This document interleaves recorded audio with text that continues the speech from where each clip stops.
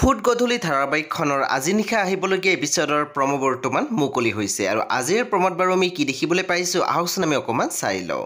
আজিৰ প্ৰম'ৰ প্ৰথম ভাগত আমি দেখিবলৈ পাইছোঁ অনুৱে জুলফিৰ আগত কৈ আছিল, মই যদি এতিয়া হঠাৎ আৱেগত কিবা এটা কথা সিহঁতক কৈ দিওঁ সিহঁতে দৌৰ মাৰি মোৰ ওচৰ পাবহি, তাৰপিছত কি হ'ব? তাৰপিছত আমি প্ৰম'ত দেখিবলৈ পাইছোঁ এজনী ছোৱালী মাতি আছিল ৰিধি।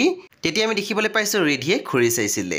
তাৰপিছত আমি প্ৰম'ত দেখিবলৈ পাইছোঁ জুলফিৰ ল'ৰাজনে কৈ আছিল, আব্বা মই তোমাৰ এইটো বয়সত তোমাৰ ছাপৰ্ট হোৱাটো তুমি একেবাৰে নিবিচাৰা নেকি?